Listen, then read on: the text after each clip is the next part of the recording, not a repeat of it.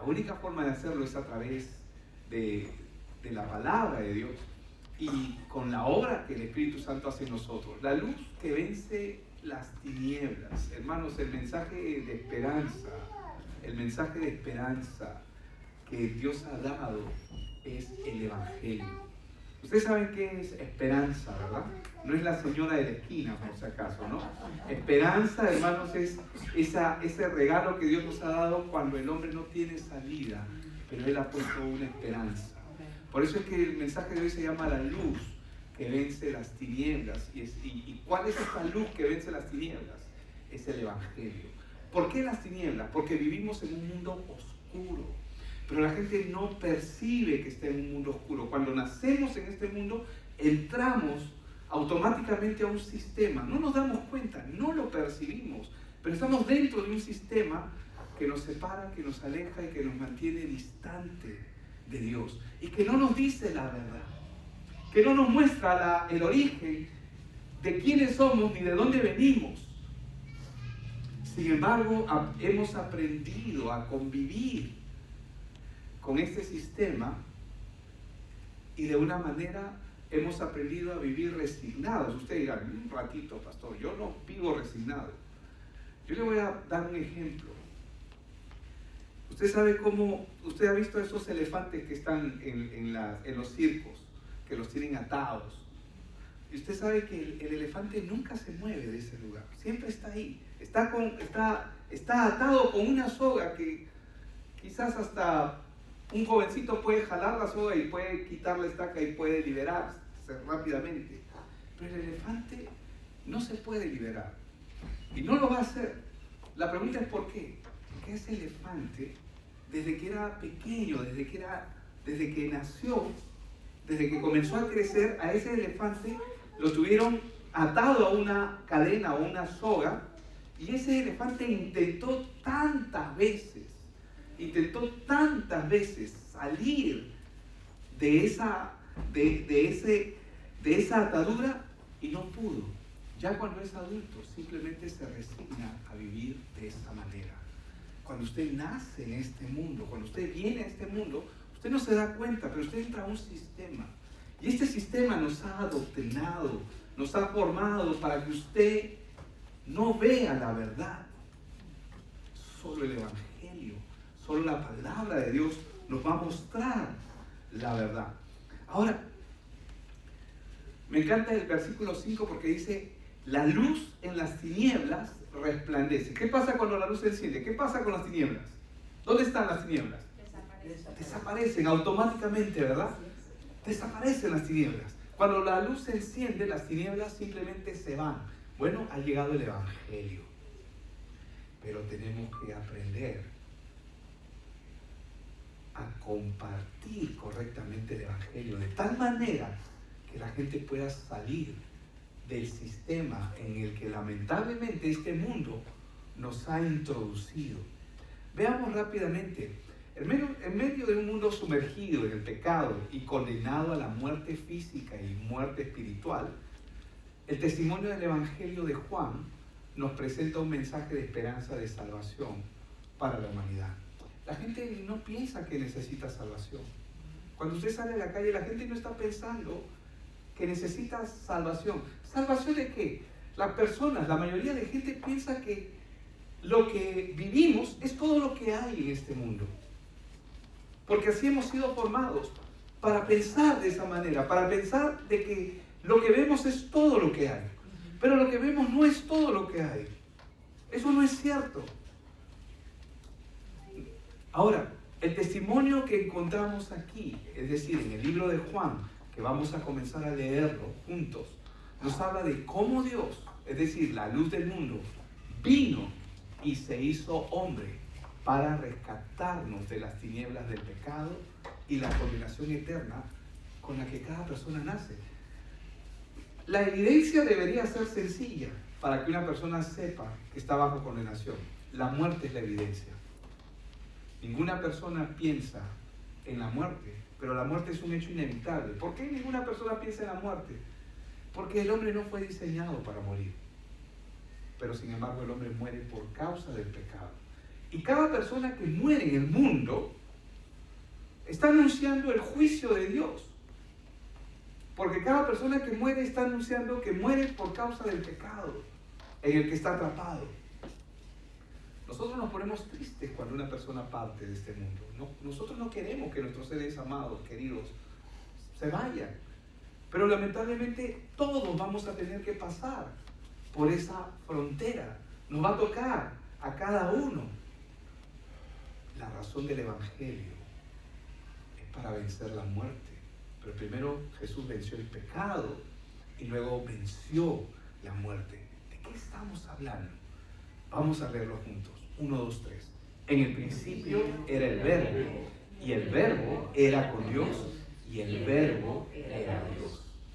Este era en el principio con Dios. Todas las cosas por Él fueron hechas, y sin Él nada de lo que ha sido hecho fue hecho. En Él estaba la vida, y la vida era la luz de los hombres. La luz en las tinieblas resplandece, y las tinieblas no prevalecieron contra ella. ¿De qué nos habla este texto? ¿De quién es Jesús? La gente no sabe quién es Jesús. Mucha gente piensa que Jesús es una religión más, que el cristianismo es una religión más. Pero hermanos, el cristianismo no es una religión y no es una religión más. El cristianismo es la verdad revelada por Dios al hombre. ¿Quién es Jesús? Este pasaje nos habla de quién es Jesús.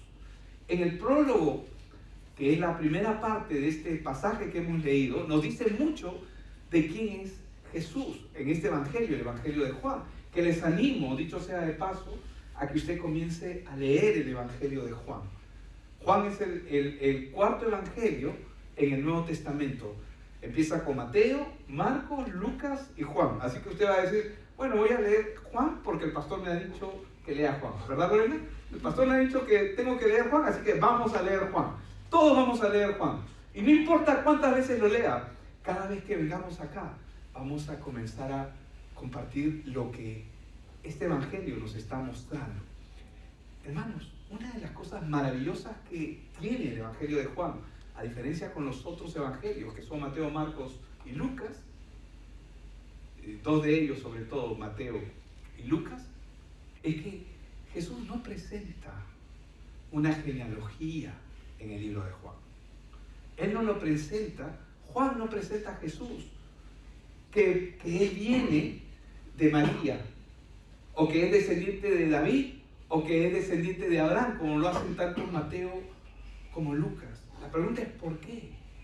Porque es necesario que cada uno de nosotros sepamos que Jesús no tiene principio ni fin. Él es desde siempre. Por eso es que Juan 1.1 empieza con en el principio era el Verbo, y el Verbo era Dios, y el Verbo era con Dios. Aquí se nos presenta a Cristo antes del orden creado. Es decir, lo pone en el principio de todo. ¿Qué es lo que está haciendo Juan? Juan está pensando en usted cuando él está escribiendo este evangelio. Obviamente guiado por el Espíritu Santo. Juan es el cuarto evangelio que se escribió, y se escribió más o menos en el año 95. Pero él está pensando en usted porque él necesita que usted se conecte con Dios. ¿Quiere conectarse con Dios? Él también quiere que se conecte con Dios, y Dios quiere que usted aprenda a conocerle. ¿Qué es lo que hace? ¿Qué es lo que nos dice Génesis 1.1? Génesis 1.1 es el principio de todo. Y dice que en el principio, es decir, cuando no existía aún nada, en el principio creó Dios los cielos y la tierra. Pero Juan, ¿qué nos dice? Él nos dice que en el principio era el Verbo. Y el Verbo era Dios. Y el Verbo estaba con Dios. Juan, ¿qué hace? Nos transporta a ese principio, al principio de la creación. Yo quiero que usted piense en el principio cuando Dios está creando todo. Va a crear todo con su palabra. Él nos transporta al principio de la creación y pone a Cristo Jesús como Dios desde el principio de la creación. ¿Por qué es necesario esto? Porque usted tiene que saber quién es Jesús.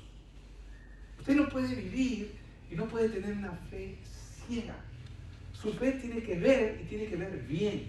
Pero ¿cómo tiene que ver? A través de las Escrituras. El Espíritu Santo se va a encargar de mostrarle si lo que usted está escuchando es verdad o es mentira, porque el Espíritu Santo obra a través de la palabra.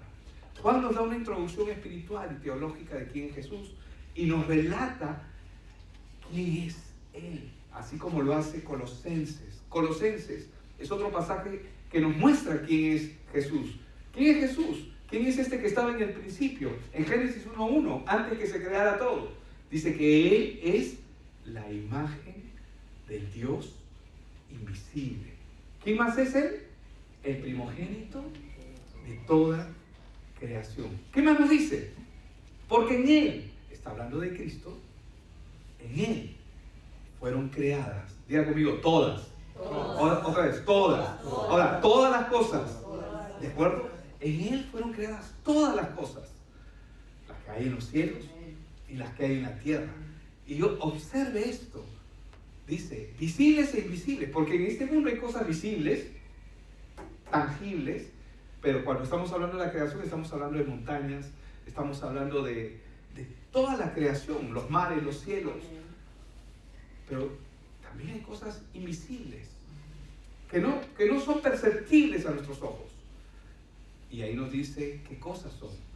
Sean tronos, sean dominios, sean principados, sean potestades. Dice que todo, dígame otra vez, todo. Así es, todo fue creado por medio de Él y para Él. Y Él, es decir, Cristo, Él es antes de todas las cosas. Y todas las cosas en Él subsisten. Es decir, todo se mueve porque Cristo está presente en todo. Él subsiste en todo.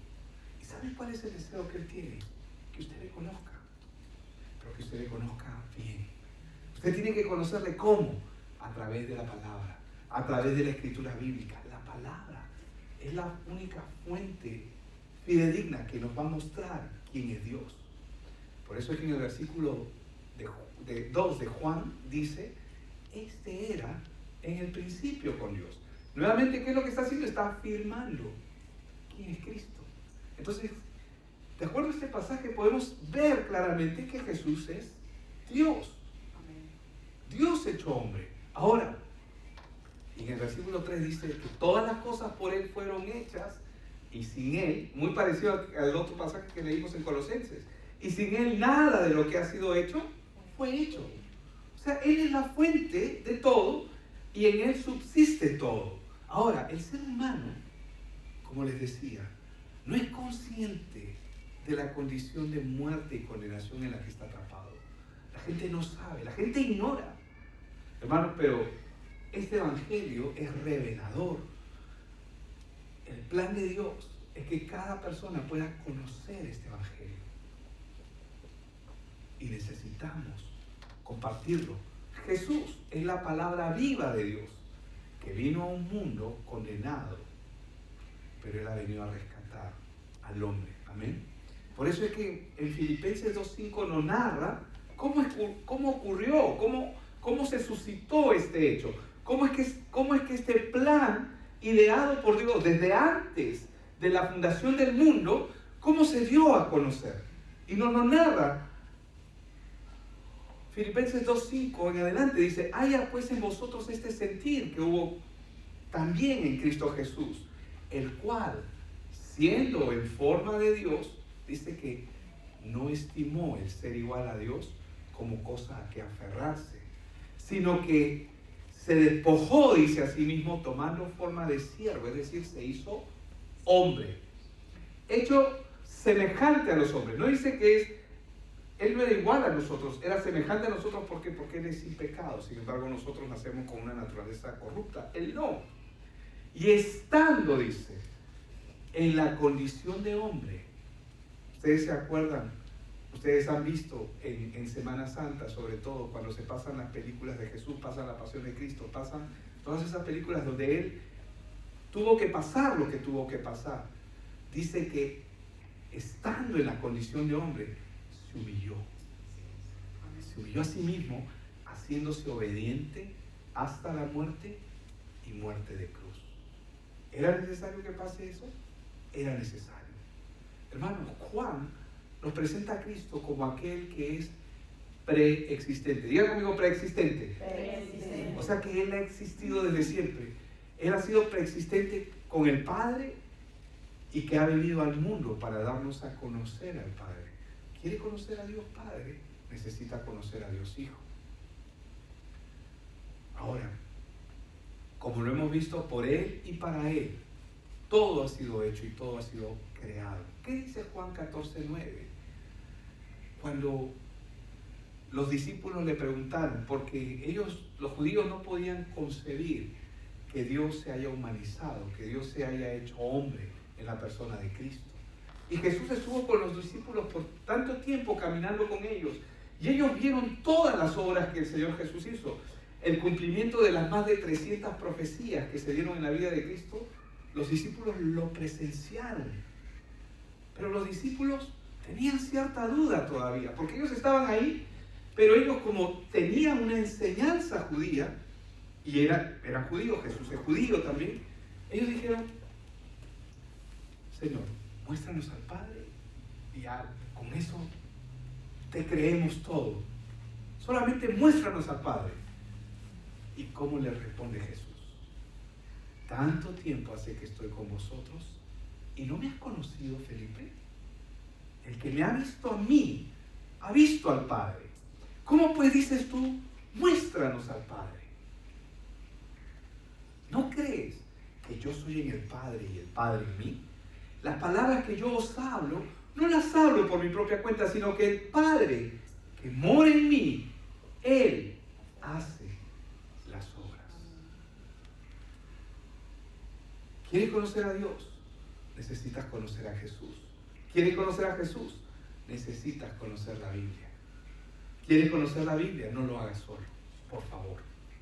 Ven, únete a nosotros. Nosotros los días miércoles lo que hacemos es un estudio bíblico y vamos a ir conociendo poco a poco no solamente a Cristo y a Dios a través de su palabra, sino todo lo que Él ha ordenado para nosotros. Amén. Ahora, Jesús, Él no solamente ha venido a salvarnos, como lo vemos y lo hemos visto en estos textos, Él ha venido a revelarnos quién es el Padre. Y solo a través de Él, es decir, solo a través de Cristo, podemos conocer al Padre. No hay otra forma. No hay otra forma. Entonces, cuando Jesús da testimonio de esto, Jesús en Juan 17 dice lo siguiente: esta es la vida eterna. Mucha gente está buscando el sentido a su vida, o mucha gente está buscando la forma de cómo acercarse a Dios, o otros están buscando la vida eterna a través de una religión. Y Jesús lo explica de una manera clara, sencilla. Y esta es la vida eterna: que te conozcan a ti, refiriéndose a Dios Padre, el único Dios verdadero, y a Jesucristo, a quien has enviado. ¿Por qué? Porque la única forma de conocer al Padre es conociendo al Hijo. Amén. Ahora, aquella luz, es decir, Cristo, que brilla en la oscuridad, hermanos, era como cuando la luz está apagada. O sea, vino, aquella luz que brilla en la oscuridad, vino y atravesó las tinieblas en las cuales el mundo quedó por causa del pecado. Pero quiero que les diga algo: la luz actualmente está alumbrando, pero está alumbrando solo en las iglesias, porque en las iglesias hay evangelio, en las iglesias se predica de Cristo, pero hay un mundo afuera que está oscuro. Tú sales de este lugar, y lo digo de manera hipotética, nada más como figurativa, pero afuera las tinieblas están densas. ¿Tú sabes lo que son tinieblas densas? O sea, una cosa es tinieblas. Yo no sé si usted en algún momento ha experimentado un apagón, pero que no puedes ver ni siquiera a 10 centímetros. O sea, está tan negro y tan oscuro que no puedes ver más allá. Así, espiritualmente, tú sales de este lugar y así de denso está allá afuera. La gente está en oscuridad y no sabe, no conoce, no tiene este evangelio que usted está escuchando, que usted está recibiendo. Pero ¿saben lo que hizo? Así estaba el mundo por causa del pecado. Y cuando Cristo vino, fue como que la luz vino y comenzó a alumbrar. ¿Pero a quién alumbra? A todo hombre que comienza a poner su confianza en Él. Por eso es que en Juan 1:4 dice, en Él estaba la vida, porque Jesús es la vida, y la vida era la luz de los hombres. ¿Por qué dice era? Antes de la caída. Recuerden que primero nos remontó a Génesis, al inicio. Cuando nos remonta a Génesis, ¿qué es lo que está haciendo la palabra? Nos remonta ahí porque es el principio de todo. Pero en Génesis también vamos a ver que se da la caída del hombre. Por lo tanto, el hombre queda separado de Dios. Por eso es que dice que era la luz de los hombres. La luz en las tinieblas resplandece y las tinieblas no prevalecieron contra ella. Usted sabe que las tinieblas no pueden con la luz. La luz se enciende y automáticamente las tinieblas van a desaparecer. Y la pregunta que nos haríamos en este punto es, ¿por qué todavía el mundo sigue en oscuridad, habiendo tanta cantidad de gente que profesa la religión cristiana o que se profesan a sí mismos ser cristianos? ¿Por qué? Porque, hermanos, no estamos haciendo la tarea que Dios nos ha llamado a hacer, de ir y anunciar este evangelio. Pero antes de que vayas a anunciar el evangelio, que ya lo puedes hacer, porque ya conoces más de lo que cualquiera allá afuera no conoce. Con ese poquito que tienes, puedes compartir mucho. Puedes dar esperanza, puedes dar vida. La oscuridad, hermanos, es un símbolo del pecado y la separación de Dios. Pero aquí vemos que la luz de Cristo brilla en la oscuridad y que las tinieblas no van a poder encontrar ella. Ahora, el evangelio es una noticia maravillosa. Incluso para ti que eres creyente y que ahora pones tu mirada en Cristo. En los momentos más difíciles, cuando estés en un momento difícil, que lo vas a estar, porque todos tenemos que pasar por diferentes situaciones. Hermanos, vayan a las Escrituras. Humíllense delante de Dios. Vayan y dile, Señor, te necesito. Hay días en que uno no quiere levantarse a orar. Van a haber días en que tú no quieres acercarte a Dios, pero hazlo. Igual. No sé si te ha pasado a ti. ¿A cuántos les ha pasado de ustedes que no tienen hambre? ¿Les ha pasado? No tengo hambre. Pero cuando vienen y pruebas un bocadito, ¡pum!, todo el hambre viene, ¿no? De repente viene el hambre, ¿no? Y la palabra es igual. Pero tenemos que hacerlo. Amén. Dios quiere que tú seas entrenado. Realmente tú estás aquí para ser entrenado. Tú no estás aquí, ¡ay, qué bonita la música, qué bonita las canciones, qué bonita la alabanza! No, tú estás aquí para ser entrenado. Te lo digo así abiertamente. O sea, tú vas a ser entrenado. Y esa es nuestra función como pastores, como ministros, la iglesia. Nuestra función es entrenarte para la obra del evangelio. Sí. En medio de eso, tu vida va a ser bendecida, pero también no te puedo mentir, vas a pasar dificultades. Pero para los que aman a Dios, dice la palabra que todas las cosas nos ayudan a bien. Hermanos, Jesús vino a vencer el pecado y la muerte, y lo hizo. Amén. Y a través de su muerte y de su resurrección, Jesús, ¿qué hace? Nos ofrece vida eterna y el perdón de nuestros pecados. No importa cuán perdidos, cuán condenados nos podamos sentir, la esperanza está en Cristo. Porque gracias a ese sacrificio, nosotros tenemos comunión con Dios. Ojo con lo que voy a decir, independientemente de cómo te sientas. Porque en mis épocas, cuando yo empecé mi camino, los caminos en el Señor, yo me acuerdo que me sentía mal porque el día anterior había pecado, no me sentía digno de estar en la iglesia. Y probablemente les va a pasar a ustedes. Pero es mejor correr a la iglesia que correr de la iglesia. Porque en medio de la iglesia, la palabra siempre te va a animar. ¿Cuánto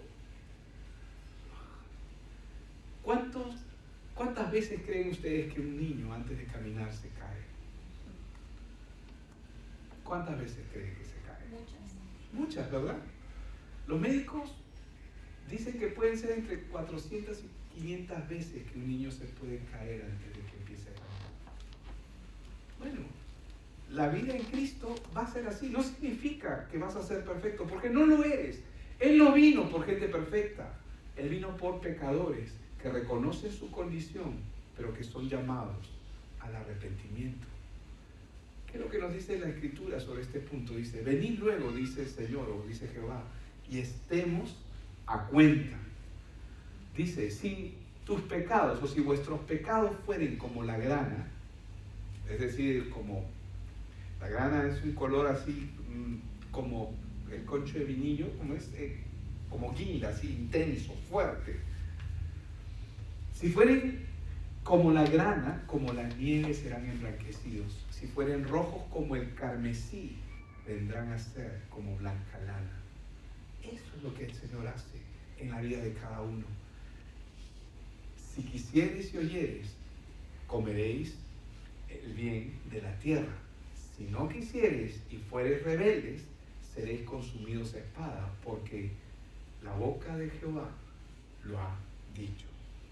Hermanos, Él quiere que cada persona venga a Él y se ponga cuentas con Él. Amén. Indistintamente de cómo te sientas. Porque a veces nuestros sentimientos nos gobiernan. ¿Saben o no? Sobre todo para los que estamos casados, a veces hay días en que mi esposa no me quiere ver y yo no la quiero ver. Sobre todo cuando hemos discutido, ¿no? O ha habido algo. Pero esas son emociones. O sea, eso no quita el pacto que yo tengo con ella. No sé si me hago entender. No cambia nada. ¿Vamos a tener problemas? Todos lo van a tener. O sea, no es matrimonio si no hay problemas. Hermanos, una de las formas en la que Dios nos da el privilegio de poder conocernos, no solamente a nosotros mismos, sino también de ver un modelo de cómo nuestra relación con Él es cuando estamos casados. Porque en el matrimonio sale todo. Todo. Porque en el matrimonio hay una desnudez, no solamente física, sino que hay una desnudez espiritual. O sea, mi esposa se va a dar cuenta si algo está mal. No sé si me puedo entender. Se va a dar cuenta, o sea, yo a ella no la puedo engañar. A ustedes los puedo engañar. A ella no. Y ella es brava. Bueno, lo digo en el buen sentido de la palabra. Es linda mi esposa, ahora estaba hablando con ella en la tarde. Les manda saludos, dicho sea de paso. Amén. Entonces, esto es, ¿no? En medio de un mundo, hermanos, que está atrapado y condenado, está atrapado por el pecado y condenado a la muerte, tanto física como espiritual, y la condenación eterna, el testimonio que nosotros vamos a ver a través de los evangelios, en este caso vamos a estar yendo con el evangelio de Juan, se nos presenta la buena noticia de quién es Jesucristo y la razón por qué deberíamos venir a Él. Yo tengo un mensaje que se llama ¿por qué Cristo y por qué no Buda, Krishna, Allah? ¿Por qué no? ¿Por qué Cristo? Y es importante que nosotros entendamos por qué Cristo. O sea, nuestra fe nuevamente no debe ser ciega. Así que le animo e invito a que empiece a leer el Evangelio de Juan. ¿Cuántos van a leer el Evangelio de Juan? Vamos a ir paso a paso, amén. Poco a poco. State by state, como dicen los bien. Paso a paso, amén. Pero estas dice, al final del libro, cuando terminemos de leer Juan, usted va a ver que todo lo que está escrito, y esto no solamente incluye el libro de Juan, esto también incluye toda la escritura bíblica. Dice, pero estas se han escrito, hablando de todas las cosas, para que creáis que Jesús es el Cristo, el Hijo de Dios, y para que creyendo tengáis vida en su nombre. Es decir, todo lo que la palabra nos muestra y nos enseña tiene el propósito de dirigir nuestra mirada a Cristo. Y de eso se trata. Hay muchas personas alrededor tuyo que no saben lo que tú estás conociendo acerca de Cristo. Te animo a seguir conociendo a Dios por medio de su palabra. Pero eso sí, yo sé que el Señor te va a preparar, ¿no?, para ello. Comparte el Evangelio, las buenas noticias de Dios a otras personas. Amén. Amén. ¿Sí? ¿Cuántos tenemos personas que conocemos y podemos tenerlas en mente? Comienza a orar por esas personas. Vamos a orar por esas personas. Pon en tu mente ahí, mientras estás ahí, piensa en esas personas que conoces y que sabes que necesitan del Evangelio. Oremos por ellos. Señor, bendecimos la vida de estas personas, aunque no los conocemos y quizás no tenemos la confianza suficiente para entrar en sus vidas, quizás así.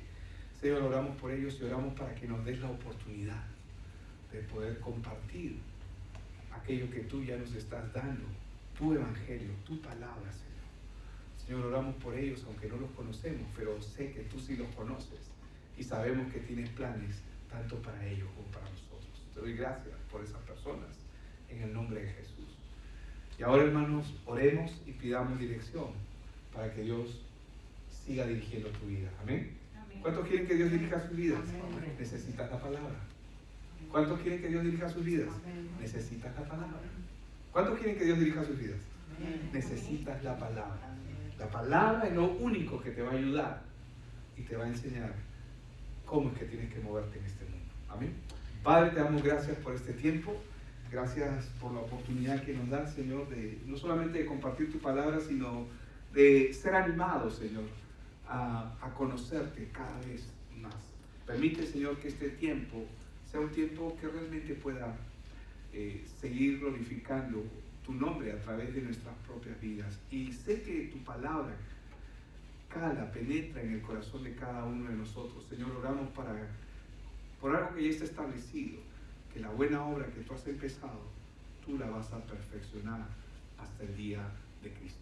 Gracias, Señor, por cada uno de mis hermanos en el nombre de Jesús. Amén.